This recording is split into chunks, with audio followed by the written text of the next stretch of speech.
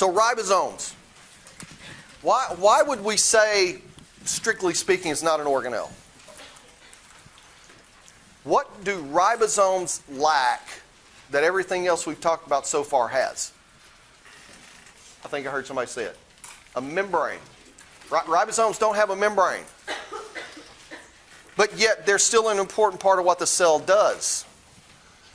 And like our little mnemonic showed, they're either going to be free-floating in the cytoplasm or bound to the endoplasmic reticulum.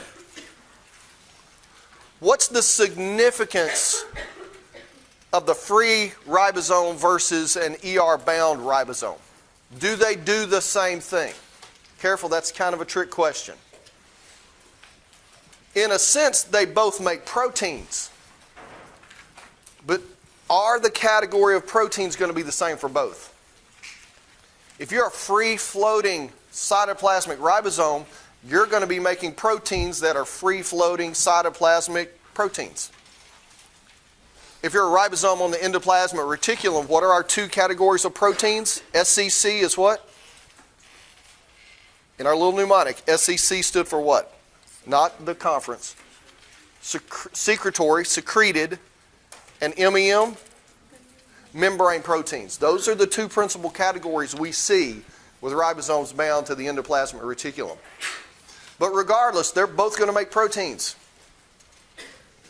Ribosomes are the factories, the warehouse, whatever you want to call it, the tent within which amino acids are going to be assembled, and the order of amino acid assembly is directed by the RNA.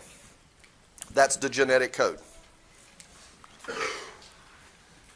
Now, ribosomes are always drawn with two parts. This is an illustration of what scientists think ribosomes in sort of a space-filling model look like. There's a big part and a little part. The 60 and the 40, these are just scientific numbers based on how they were identified and isolated. It just means you got a big one and a little one, and they come together like your hands when they're cupped. And the space inside your hand is where the RNA is going to be threaded through. And the ribosome is going to slide along the RNA, reading your genetic code. And as it does, it will assemble the amino acids inside. And like a pasta maker or our Play-Doh machine, it's going to extrude the protein out until it's finished. So ribosomes are the factories within which translation occurs.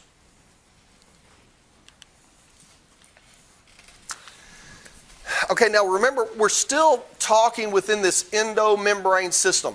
We threw ribosomes in just because of their intimate association with the endoplasmic reticulum. But in the endoplasmic reticulum, those proteins that are being produced, the secreted proteins, the membrane proteins, they're going to make their way from the endoplasmic reticulum into transport vesicles. And those transport vesicles are going to be sent from the endoplasmic reticulum to the Golgi apparatus. And once these protein packages arrive at the Golgi apparatus, these proteins are going to be further processed, and the majority of glycosylation now completes itself. Remember, we started adding sugars in the ER. That's sort of a minor role that the ER plays. The Golgi is the major player in making sure these sugars get added in the right order, the right positions, so that you can have a fully functioning protein. But the second major function of the Golgi, in addition to doing the processing, proteins are going to continue to fold, but the Golgi is going to package and ship the proteins to the right destination. And so this is supposed to be a little mail bag, but you can see the little packages here that are getting shipped out. I like to think of the Golgi as FedEx or Amazon. Maybe if Amazon delivered the mail, it'd be more efficient, right? Yes, ma'am. So glycosylation begins in the ER, just a little bit, just the very beginning. The majority of glycosylation happens in the Golgi, and it finishes in the Golgi. The proteins are going to be done when they go to the Golgi, And so the Golgi wraps them up, packages them, and sends the finished product where it's supposed to go.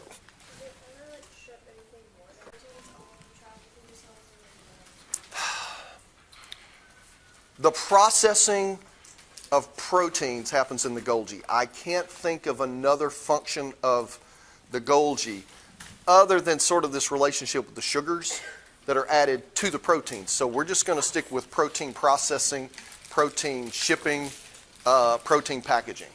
Okay, we're going to stick with those three.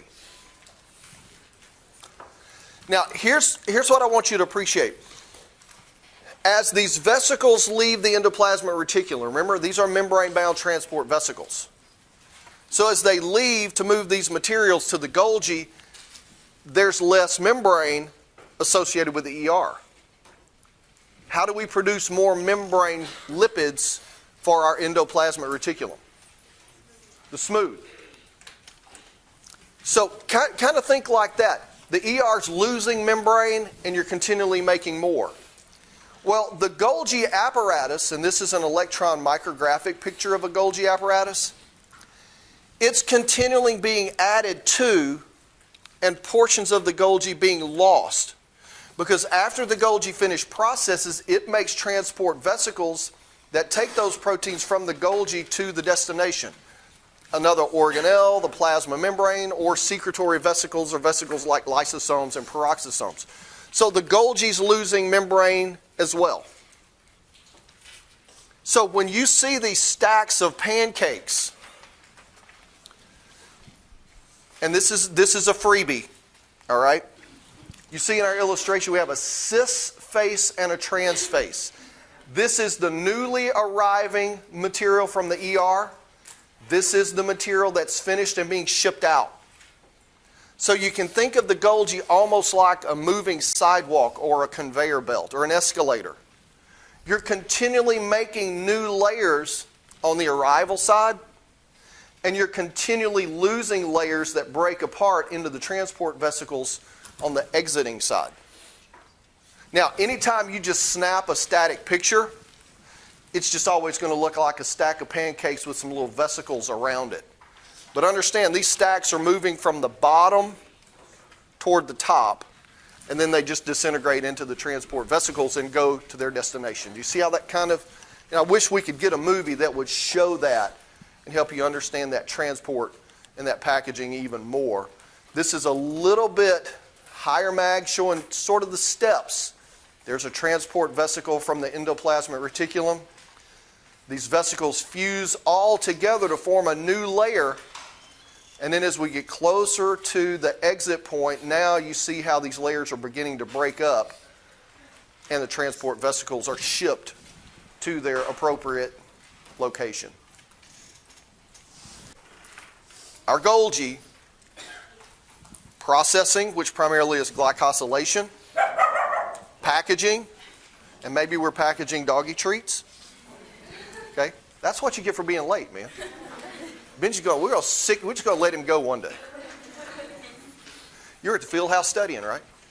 Yeah, okay, I got you. I feel you. So, we're going to process glycosylation, we're going to package, and we're going to ship. That's the Golgi. And what we're working with are proteins.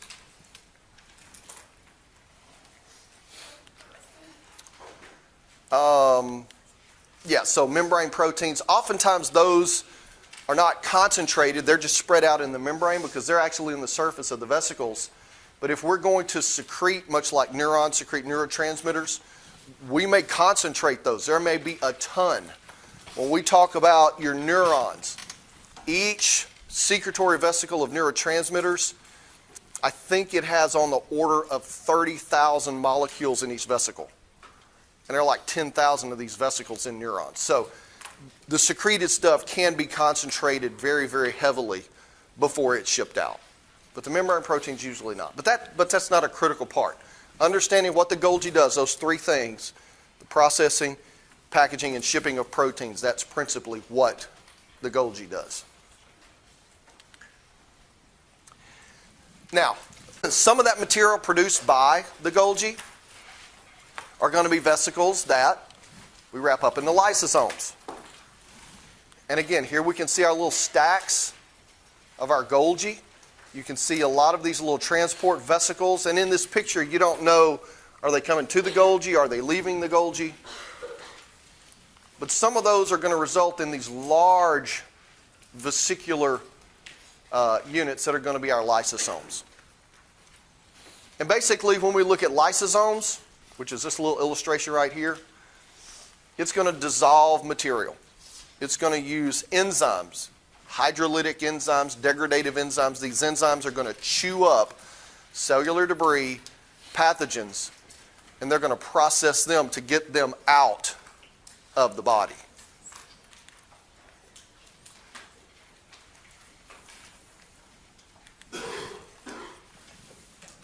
So once again, as we look at how do these enzymes, and what category of macromolecule are enzymes typically going to be? Proteins. Some might be RNA, but proteins, not nucleic acids, not carbohydrates, are going to be proteins. So if we're going to wrap them in a vesicle, they're going to start on the rough ER. Why did I put rough ER? If we're talking protein, what do we have to start assembling the amino acids into proteins? You've got to have a ribosome. So it starts on the rough ER. It's going to be transported in transport vesicles to the Golgi. And the Golgi is going to package them, finish processing them, and wrap them up in this nice little membrane bundle that they ship out into the cytoplasm to, in fact, be lysosomes.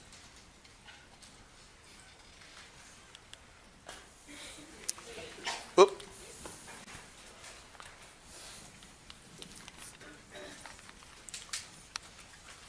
Now, I don't know if this is helpful, but I always have my PowerPoints online before class. And do y'all know you can print them out so that the pictures are on one side and there's lines where you can take notes on the other side? That might help. A lot of you are writing in notebooks, and if that works for you, great. I know I'm going to tell on myself here, but back in the day, we didn't have computers and we didn't have smartphones. All we had were notebooks and pencils, so you had to do that. But if you want to bring those, and that way you're not having to write as much, then that's a great way to do it too. But again, you do what works for you. All right.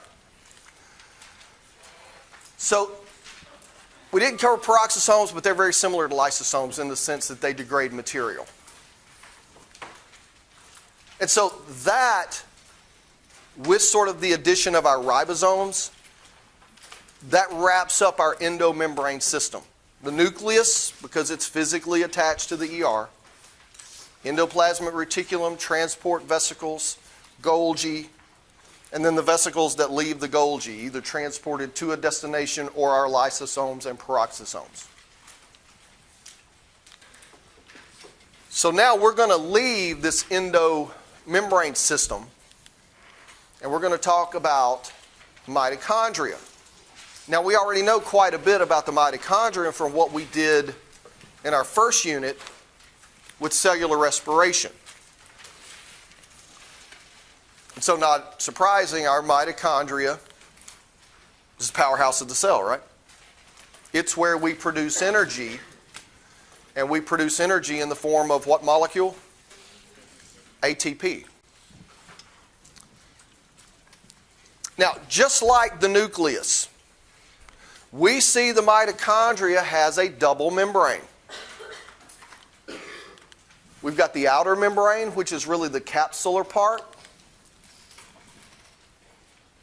And it's going to have a lot of protein channels and protein carriers that are going to move material in and out of the mitochondria. Because when we make the ATP, we have to get it out. To make more ATP, we've got to bring in ADP, we've got to bring in phosphates and other materials, like glucose.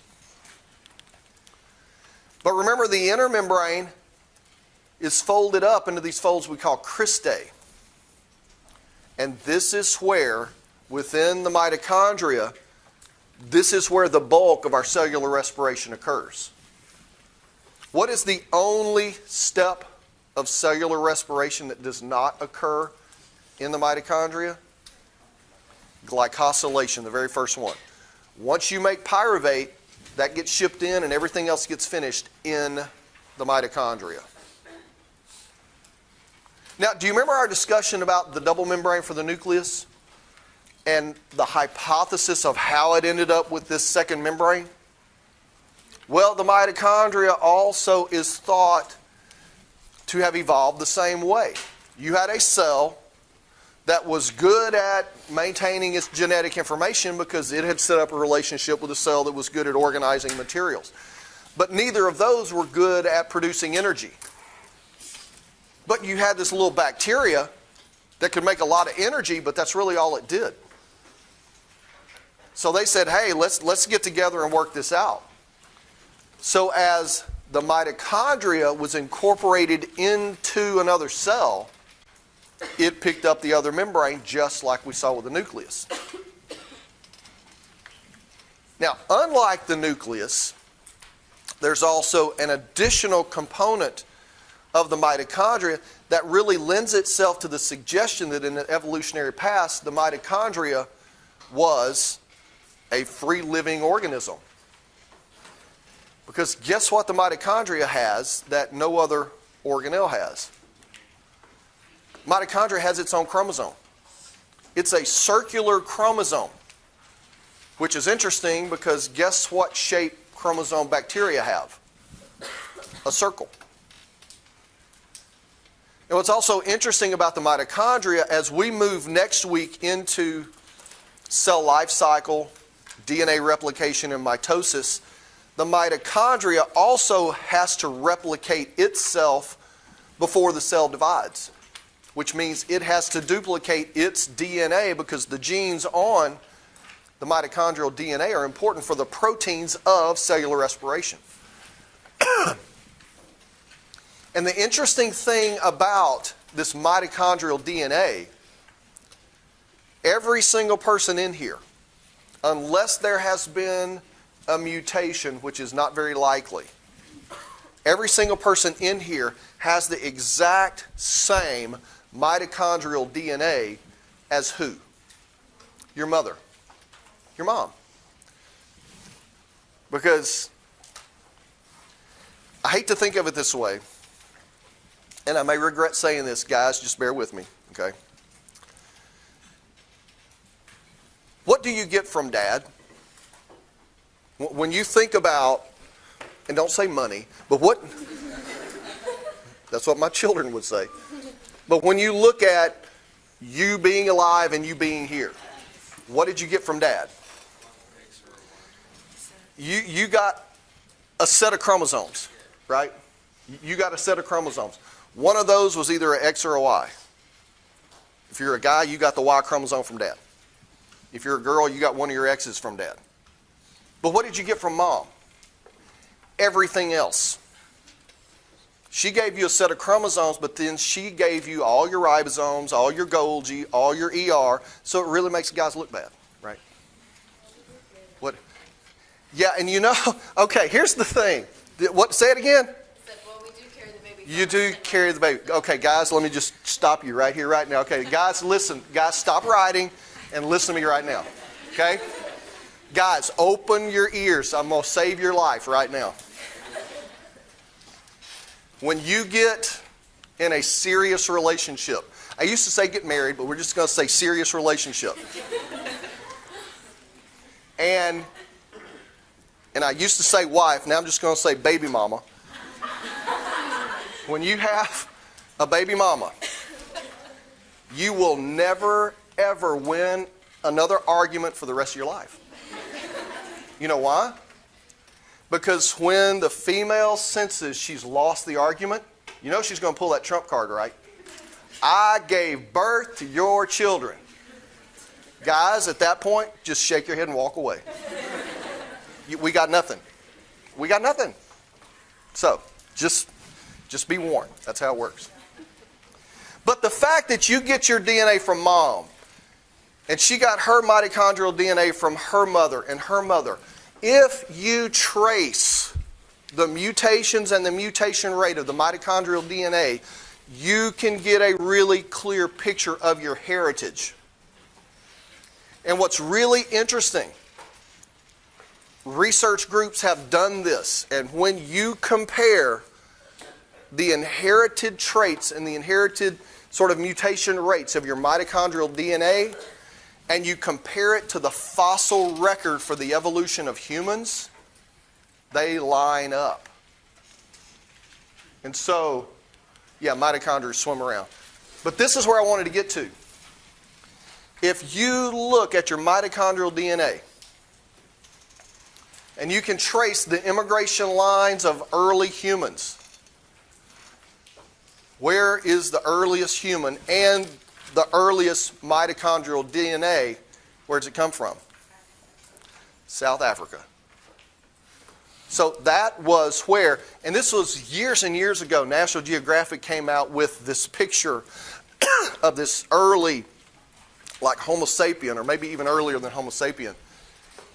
And it had this picture and it said Eve, like Adam and Eve from the Bible. But this was Eve, much like you would see in some paleontological, I'm not even saying that right. You know what I'm trying to say. Book and picture. But it's really interesting how you can look at your genetic material and it absolutely lines up with the fossil record for what we know. To me, that's pretty amazing. Is this how they did that DNA thing where they take your DNA and then this is what they're looking at when they're doing it? Okay, that My23 and what's the other one? Ancestry.com. Okay.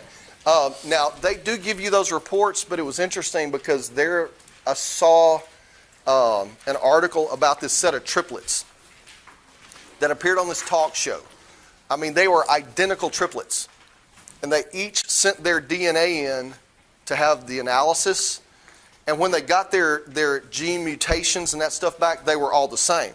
But when they got their heritage information back, they were all three different. So, yeah, when you get that heritage information back from those companies, you can't really go by it.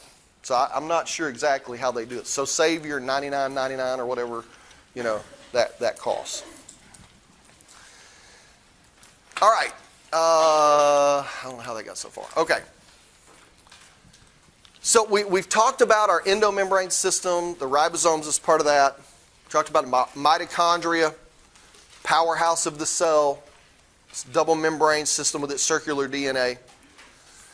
Now, again, we talk about another organelle that not necessarily membrane bound, but you wouldn't be here without it. And this is the cytoskeleton. Literally, the skeleton or the framework of the cell.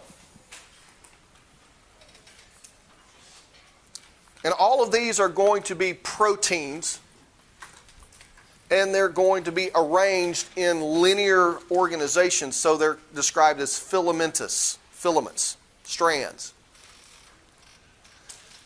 And the way that they are described is largely based on their physical diameter. And I've listed them here from smallest diameter to largest. So the smallest diameter filaments are called microfilaments because micro is small, right? Then when you look at the largest diameter, it's microfilament. The filament's going to be larger than, I'm sorry, I did it backwards, excuse me. Tubules is the biggest, filaments is the smallest. I thought I had it listed the other way. Tubes are bigger than filaments. A straw is bigger than a hair in diameter. And some creative person decided that the middle group, which has a middle range diameter, we're just going to call it the intermediate filament because it's between the two. Yes, ma'am.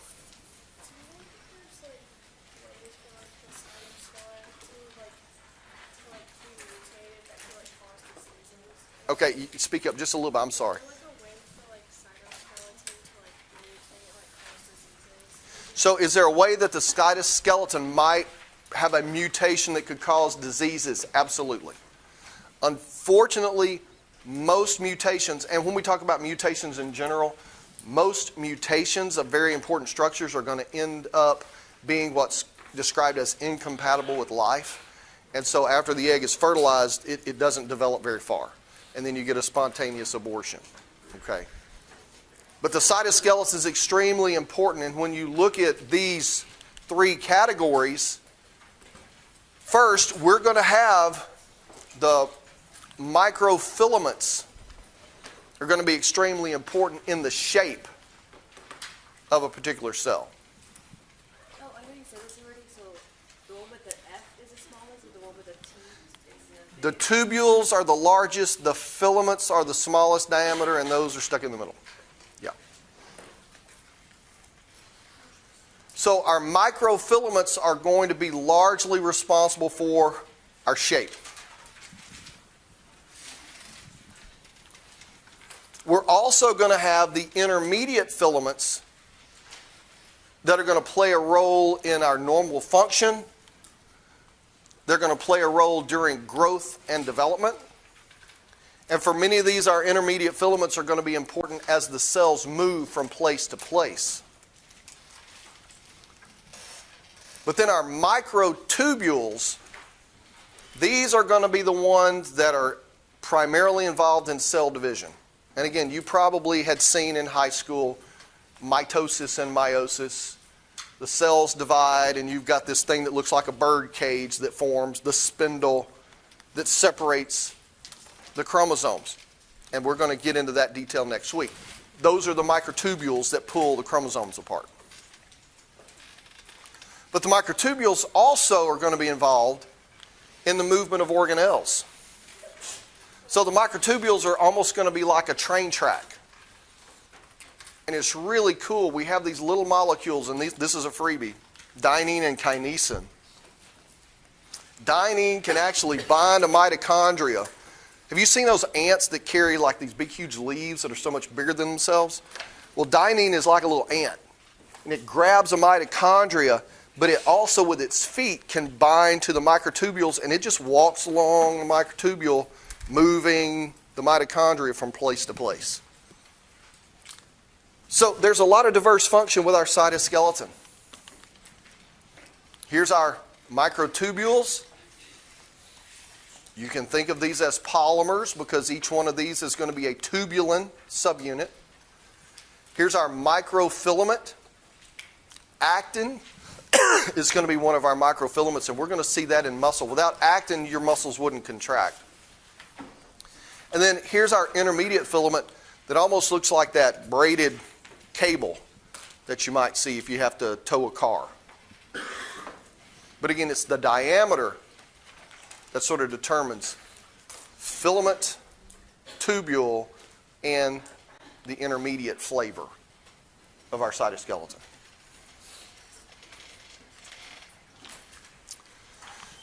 All right, so those are the major components of the cell.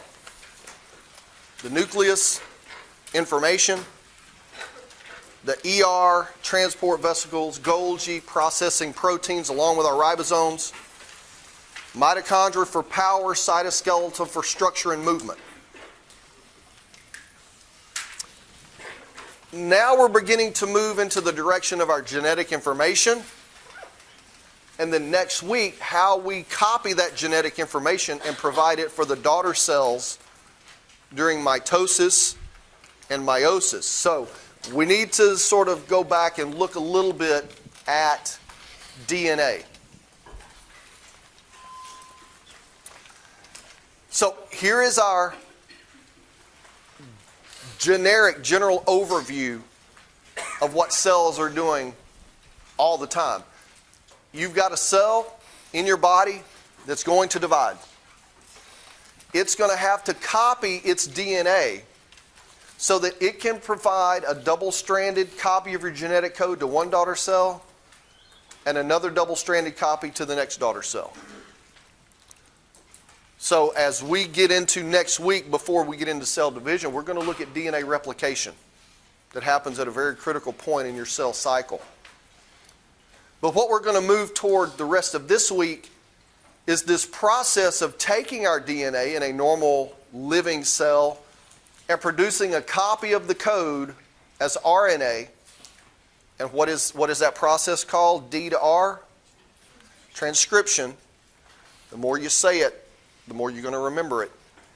And then that copy that's in the nucleus is transported out through the nuclear pores.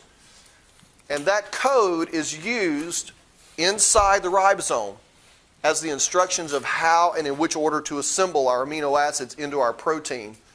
And when that happens in the cytoplasm, that is called what? Translation. Protein synthesis is an absolutely okay word to use with that, but you've got to understand the distinction between transcription and translation, because those words are so commonly used. So as we begin to look at our genetic code, and we already had a question about mutation. Did you know if you change one nucleotide, that could result in a mutation that is not compatible with life, and it could end up in a mutation that gives you a very poor quality of life? We've already mentioned sickle cell anemia, right? That's one nucleotide that results in one amino acid change. And that shortens the life expectancy of a human probably in half. So it's really important that this gets copied absolutely perfectly. And we have two strands because each is going to be used as the good information. And how do we know it's good information? Because the cell lived long enough to replicate. So we know that that set of instructions works. We're going to use each one of those strands with which to build the new copy. But we're also going to use one of those strands that's the genetic code. We're going to use that along with the other one to produce our molecule of RNA, that copy of the code that's going to be in the instructions in the cytoplasm to build our protein.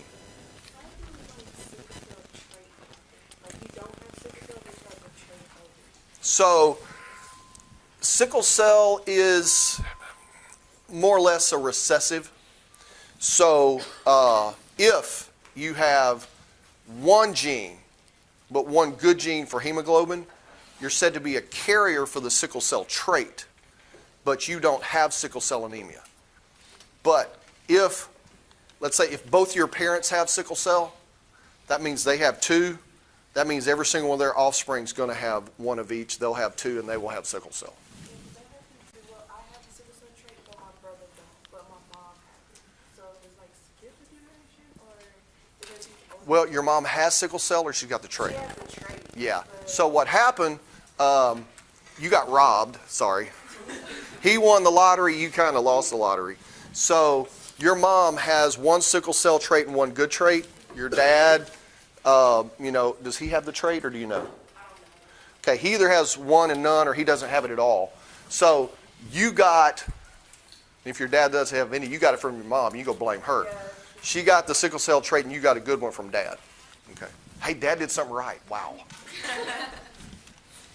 Okay. So we've got to make our accurate copy of DNA. Now, in 1953, these cats named Watson and Crick,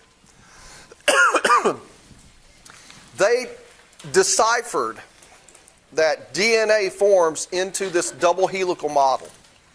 They knew about DNA, they knew about the nucleotides, the components, they knew sort of the ratios, but they didn't know the exact structure of DNA. Now there's another cat that I think along with these two got the Nobel Prize, and I think his name was Wilkins. And the story with Wilkins was he was at a research institute. I think it may have been at Cambridge, actually. And he actually got some data off the desk of someone else that was studying DNA. It was an X-ray diffraction picture of crystallized DNA. And he just took it off their desk. And he showed it to Watson and Crick. And when he showed it to Watson and Crick, they knew exactly what it meant. Well, that person that did the X-ray diffraction map, her name was Rosalind Franklin. There's a whole research institution in Chicago that's dedicated to her.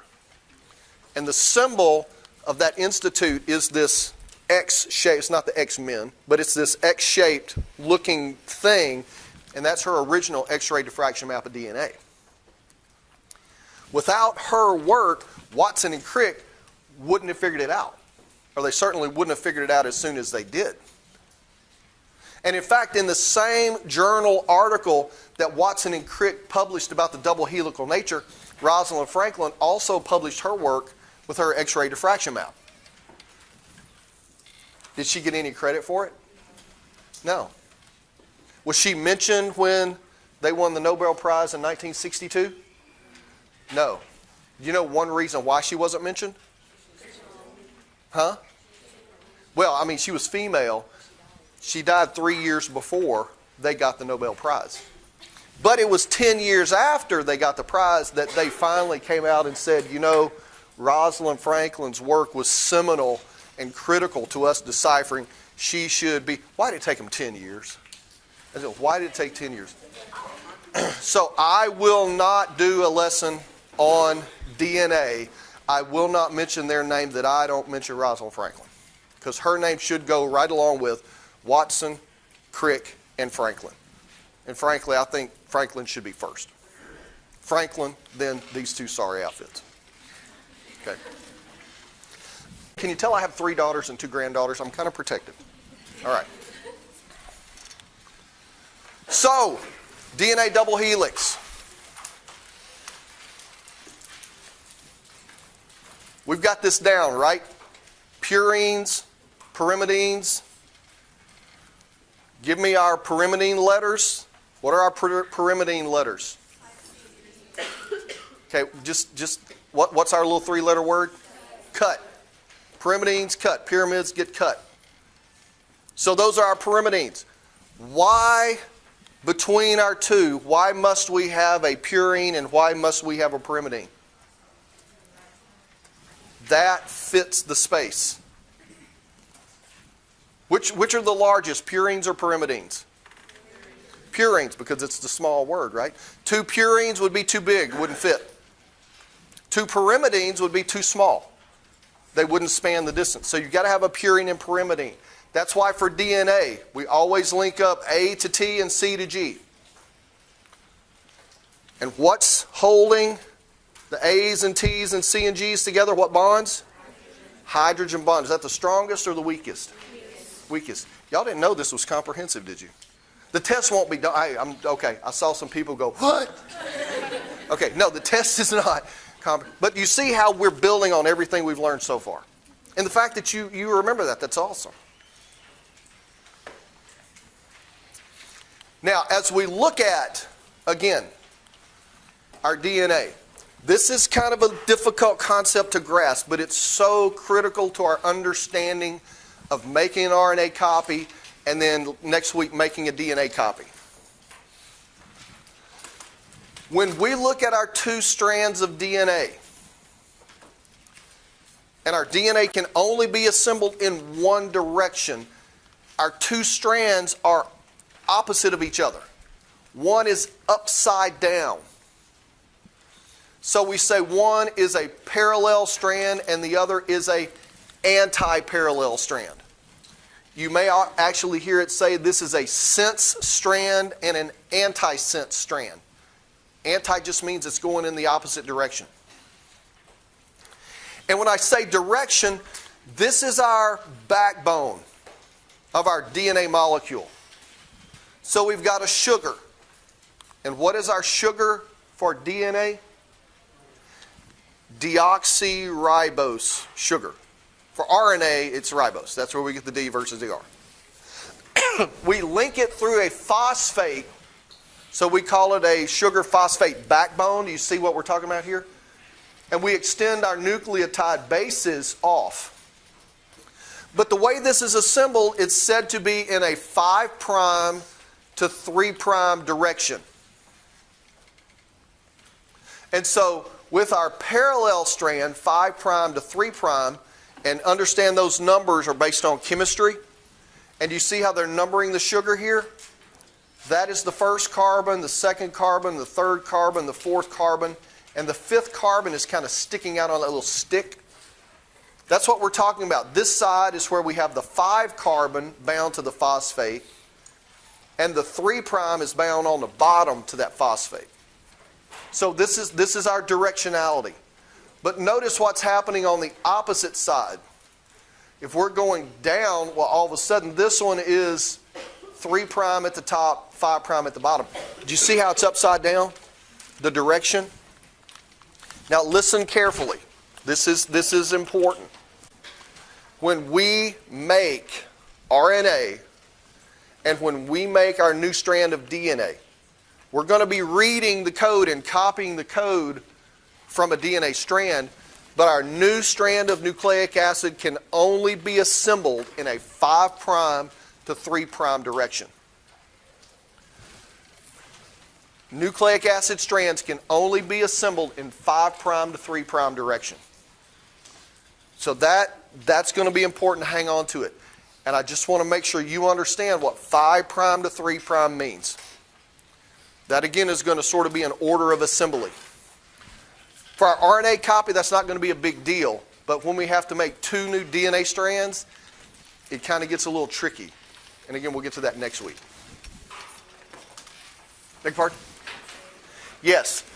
The new strand of nucleic acid, either RNA or DNA, is only assembled in a 5' to 3' direction. And again, that's going to be coming up here pretty quickly. Now, to help us understand how our DNA is wrapped and packaged, we just want to look for a minute at bacterial DNA or your mitochondrial DNA, which is circular. This sort of helps us understand this. And if you've ever seen one of those old telephones that has the wire connected to it, that's got that spiral, that's never in a straight line, is it? It's always twisted up around on itself. That's because as you twist that phone, the handset of the phone, that puts tension on that cable and it starts to twist around on itself. That's called supercoiling. That's a tensional force. And it takes our chromosome and it packs it into a smaller and smaller space. So our chromosomes, our DNA, is going to have this tension that's artificially put on it to get it to compact and compress into the structures we're going to see that a lot of people call chromosomes, but they're actually sister chromatids, and we'll sort of explain the difference.